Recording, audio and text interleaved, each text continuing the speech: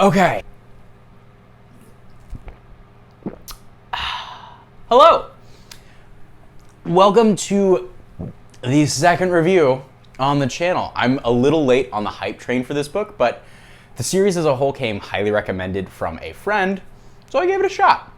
And of course, I'm talking about Shadow and Bone, the first book in the Shadow and Bone series, and also the first entry in the Grishaverse, which is kind of like the Cosmere-esque MCU style universe that a bunch of Leigh Bardugo's stories take place in. And I'm gonna be honest, I wasn't particularly thrilled with this book, but there were elements that I liked and respected, and it made me excited to read more of Leigh Bardugo's work and to get kind of deeper into the Grishaverse as a whole. I also listened to this on Audible, so keep that in mind. Not a sponsor, but I'm really loving it so far. This is so stupid. Okay. Also, I'm mixing things up this time. Last time when I did my review, I walked through the different categories of writing and fantasy stories and how I thought the book did in each category. Instead, today, I'm gonna go through a quick pitch and plot summary, and then I'll talk about 3 things that I liked and 3 things that I didn't like, and I'll mix it up. I'll alternate each time so it's not too depressing or too positive, because obviously we can't have either one. So let's dive in. Shadow and Bone is a young adult fantasy novel written in 2012, and it recently got a Netflix adaptation, which kind of sparked a lot of new interest in the series, kind of in the fantasy community. There was interest in the community. And I have not watched the entirety of the show. I think I'm about halfway through, and I've really enjoyed it so far. But I digress. It centers around Alina Starkov, a young cartographer who lives in Ravka, it's Russia but with magic, basically. And Ravka is struggling due to the appearance of the Shadowfold, which is a massive cloud of darkness filled with bloodthirsty monsters that has divided and crippled the country. Alina is discovered to be a sun summoner, which is a magic user who can specifically counter the Fold's magic, and is thus catapulted into politics. That's kind of... There's more, but I won't get into spoilers here. I'm sorry, microphone. All right, first thing I didn't like. And this one isn't so much of a complaint as it is an observation. It's a first book. You can read it and just tell that Shadow and Bone is a first book. It relies really heavily on well-worn tropes, and it doesn't offer much of anything surprising. This didn't ruin the reading experience for me, but it definitely put a damper on my enjoyment. I have a lot of grace for first books as an aspiring author myself because, you know, it's hard. Writing is hard, y'all. Especially coming up with something. Writing is hard. Writing well is harder. And so I have a lot of respect for first books and these kind of first books that get published because you made it. And I'm not gonna hate on that because you made it. So, you know what I'm talking about. I enjoyed it for what it was, but it didn't really have a lot of new and interesting premises to offer me. And that's all right. It's just kind of an observation. If you're looking for something stunning and mind-blowing, Shadow and Bone isn't gonna be that, but it's good for what it is, I think. Something I did like, because too much negativity is bad for your skin. The world building in this book is something I really, really loved. And even though we aren't getting much of a chance to explore it in Shadow and Bone, there are these little like nuggets and kind of trickles that you get of like, oh, that's interesting. Like the magic system it's an elemental magic system, but then you get these little hints and these little tidbits of like, oh, okay. That's actually really fascinating. That's a new take on this that I hadn't considered or ever seen before. And so that was another thing, the little bits that we did get of that, it was unique. And the little information we did get kind of set the book apart, I guess. And so even though it felt like a first book and it wasn't the most original, that like the Grisha magic was easy to wrap my head around, but it left me with questions. And it's not like we're gonna tell you everything this magic system does and we're just done with it. There was progression in that, and I like those loose ends. I like being able to chase after that and figure it out. So being able to explore the world and see the culture and understand like the dynamics between countries, that was really, really fun for me. And I think it's what Bardugo excels in from my experience with her work. Okay. I'm very sorry about this next one. I didn't like the main characters of Shadow and Bone. Again, like, this book did nothing new for me. I found Alina to be very bland and very difficult to relate to, and okay, it very much bothers me when people don't have a healthy respect for authority. Like, really on in the book, Alina is brought face to face with the Darkling, the most powerful Grisha ever, and basically a king, and she sasses him. Like, for no reason. And I'm just like, why? Why would you do that? I understand being rebellious, but if I'm going to get behind it, it needs to have a point. I think a good contrast for this would be Katniss Everdeen, and major spoilers for the first Hunger Games book. If you have not read it, I'll put a timestamp so you can skip over it.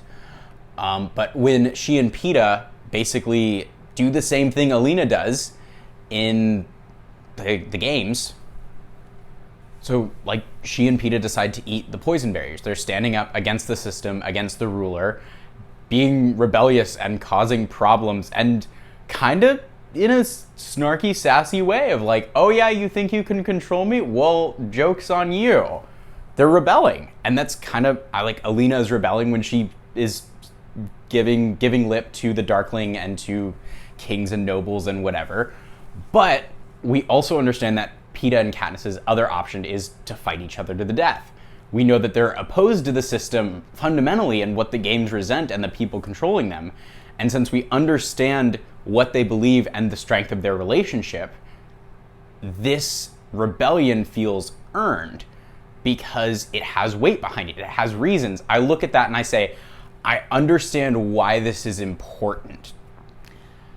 And I don't get that with Alina. Her rebelliousness doesn't feel earned. She just does it, and I felt like I was expected to receive it as characterization, but it just felt off. And it made it very difficult for me to like Alina. And didn't love Mal either. He felt kind of bland. He was more interesting in the beginning and then got progressively less interesting, which was unfortunate because I thought I would like him, and I didn't. The next thing I liked, though, is actually another character. And Leigh Bardugo, I've noticed in her later works, writes character really well, and you can see her growth in that, because the Darkling is 1/3 of a love triangle for the first half of the book, and spoilers for Shadow and Bone, probably for the rest of this video, so might be a good time to jump to the conclusion. But the Darkling is 1/3 of a love triangle, and then he's the straight up antagonist for the rest of the book, and I assume into the second and third. I haven't read them. And I just really like that Bardugo didn't try to make him misunderstood, and by taking the Darkling from the broody and attractive new love interest that is kind of plaguing these love triangles, which is a trope I generally dislike, and it made him really interesting and dynamic and added elements and shades to his character of, oh, I thought he was this. He's actually evil and like manipulative. And like, I've seen a lot of these love triangles try to take that like kind of manipulative, unhealthy, toxic relationship and be like, oh, it's just misunderstood, or, oh, but he's hot. And I don't like that. And so you could see the beginnings of like kind of the manipulation and like the broody, dark aspects of his character. And then instead of going, he's just misunderstood, it's like, no, he's like a psychopath. He's awful. he's the villain. And I don't know. It worked. He also, the Darkling felt grounded. Like, Alina felt very ungrounded and unrealistic and just kind of like almost a Mary Sue, not quite. But like, her actions didn't really make sense with her character. But then the Darkling always made sense with his character. Like, the stuff that he did and the stuff that you learn about him, it makes sense. And so his actions feel grounded and he feels like a threatening antagonist. And I thought that was pretty cool. I thought that she nailed his character like right on. The other thing that bothered me was the ending. The ending felt very Deus Ex Machina. And maybe it's because Brandon Sanderson has spoiled me, but I couldn't help feel like the climax was unearned. I'm kind of seeing that as a theme for what I didn't like in the book, was that like the climax was unearned. It bothered me that it felt like I was lied to. I'm gonna be totally honest. Again, more spoilers. Hopefully you've already left. But Morizova's stag and Morizova's collar. Morozova? I think that's how the audiobook pronounced it. Morozova. And so much of the plot is wrapped up around, oh, if the Darkling gets this, he will control Alina's power. If we get it, we control the power. All right, I'm game with that. And that feels like a hardening of the magic system that was logical. And I understood that this is what this does. And granted, I think to play devil's advocate with myself, basically, I don't know why I'm doing that, but yes, none of the characters who are involved with this are aware of that, and there may be payoff in later books that I don't know about. So take it with a grain of salt. But from what I understood for this climax was, if the Darkling gets the stag, Alina won't be able to control her powers. And the Darkling gets the stag, so I'm like, okay, how are they going to figure this out? And that was a really great setup for the climax, in my opinion, of how is she going to figure out how to use her powers and get away from the Darkling without, now that she's lost. But then the climax was, no, actually Alina can use her powers still. Nothing's changed. Nothing's changed at all. And that just, I felt lied to. And that, I don't like that. I don't like it when books lie to me. And just to be totally clear on this, it's not so much when authors mislead or deceive me about the magic system and the plot. I'm okay with misinformation, and I think it actually makes for a very interesting story when we don't know everything about the world and we don't understand everything. But when those important things hinge on plot beats and on especially the climax, that bothers me because it makes that feeling of like, this was unearned. So just to clarify, misinformation in writing and storytelling can actually work really well. I just don't think it was used properly here. I think the climax could have worked much better as kind of a tragic ending of, we escaped, but we also definitely lost. And like, we can't, without kind of breaking that promise that was made, like, you could still work that climax and have her figure out some way to escape. Right? I don't know. I'm rambling about writing again, but I feel like that could have served the ending of the book much better. But I'm going to end on one more thing that I really liked. And I'm not sure if this can qualify for something that I liked about the book, but it's my channel and I get to make the rules. So the last thing I loved about the book was actually the author. How to explain this? Have you ever gone to a restaurant and the meal you ordered was really, really awful, but for some weird reason you want to go back to the restaurant because you know that the chef is actually really good? That's what this book felt like, because it's like, I think it's just a bad day and the wrong plot, but there were moments and aspects in there that made me want to keep going. Like when you figure out the Darkling is the Black Heretic. I was like, oh, okay.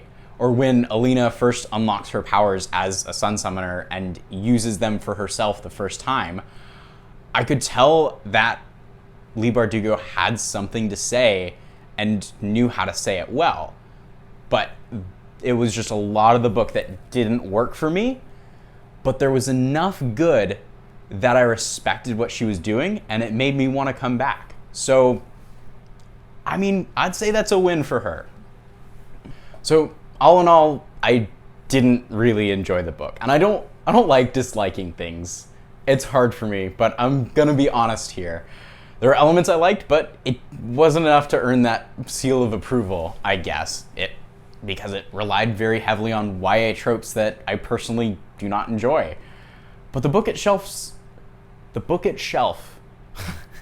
is that a pun? Can that count? We're gonna leave that.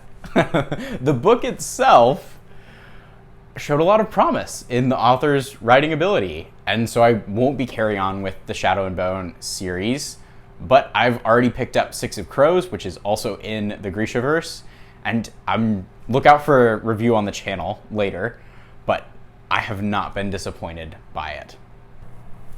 Keep an eye out for a review when I'm done. It's gonna be fantastic.